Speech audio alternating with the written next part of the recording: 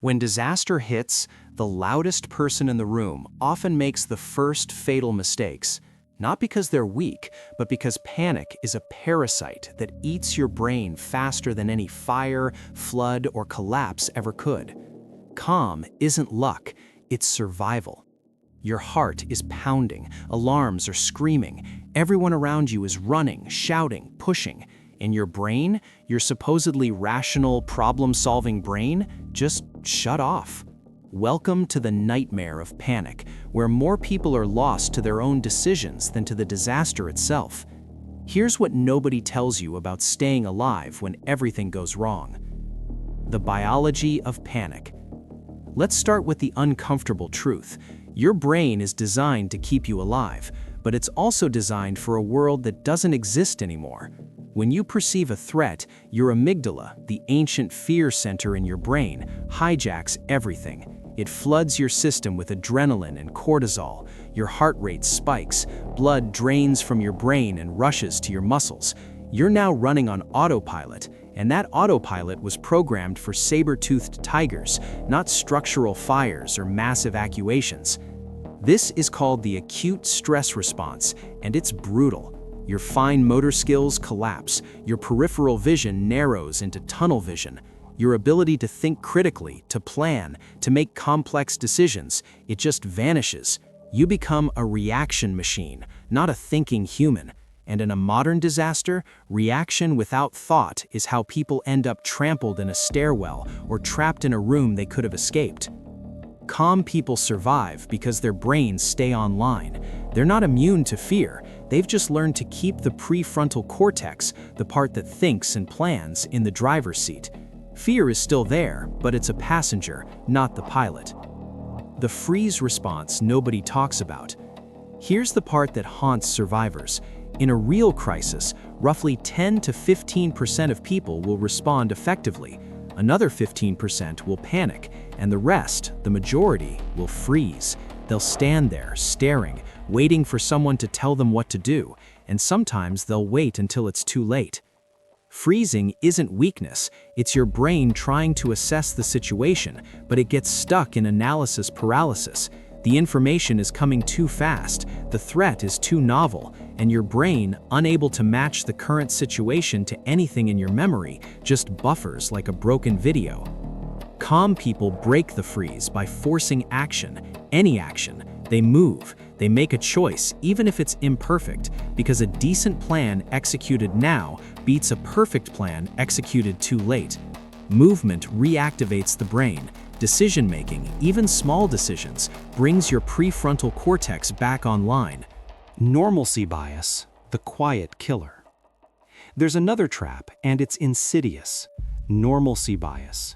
It's the assumption that because things have always been fine, they'll continue to be fine. It's why people ignore fire alarms. It's why they stay in their homes during evacuation orders. It's why they think, this can't be happening to me. Normalcy bias has contributed to more casualties than fire, water, or structural collapse alone. It delays action, and in a disaster, every second you spend convincing yourself it's not that bad is a second you're not moving towards safety. Calm people recognize the signs early. They don't wait for permission to act. They don't need a catastrophe to look catastrophic before they respond. They see smoke and they move. They hear the alarm and they go. No deliberation, no second guessing. The key is mental rehearsal. If you've imagined the scenario before, even once, your brain has a template. It's not novel anymore. You've already made the decision in your mind, so when the real thing happens, you act. Training your brain for calm. So how do you become one of the calm ones? It's not about being fearless, it's about training your brain to function under stress. Start small. Practice making decisions quickly in low-stakes situations. Simulate discomfort. Sit in cold water. Hold your breath a little longer than feels safe. Put yourself in mild stress and learn to think through it. Visualization works. Walk through your building and identify exits, plural. Where's the second way out? The third? What would you do if the main stairwell was blocked? Don't just think about it, picture it. Make it vivid. Your brain doesn't fully distinguish between a vividly imagined experience and a real one. You're laying down neural pathways that will activate under pressure. Breathe.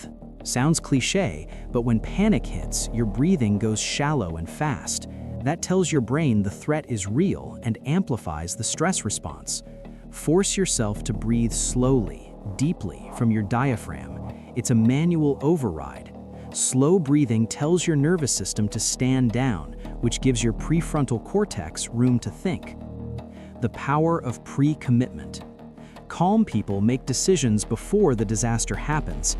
They don't debate whether to evacuate when the water is rising. They've already decided that if X happens, they're doing Y. No hesitation. This is called pre-commitment, and it's how you bypass the freeze response entirely. Decide now. If the alarm goes off, you leave. If you smell smoke, you go to the nearest exit. If the ground shakes, you get under a desk or in a doorway. These decisions aren't made in the moment. They're made in advance when your brain is calm and your prefrontal cortex is fully operational. In the chaos, you're just executing a plan you've already made. Helping others without dying yourself. Here's the final piece. In a disaster, you'll see people frozen, panicking, making terrible choices.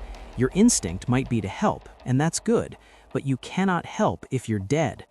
Calm people secure their own safety first, then extend help. Put on your own oxygen mask, then assist others. It's not selfish, it's strategic.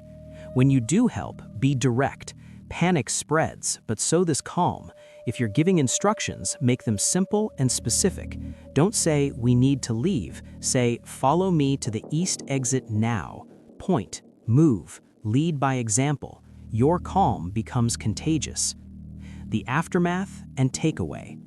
If you survive, and you will if you stay calm, you'll feel a strange mix of emotions. Relief, guilt, maybe anger. That's normal. Calm isn't the absence of fear, it's the management of it. And sometimes the difference between surviving and not is simply being the person whose brain stayed on when everyone else's shut down. If you want to understand more about how the mind works under pressure, stay with me. There's more to uncover about what separates those who make it from those who don't.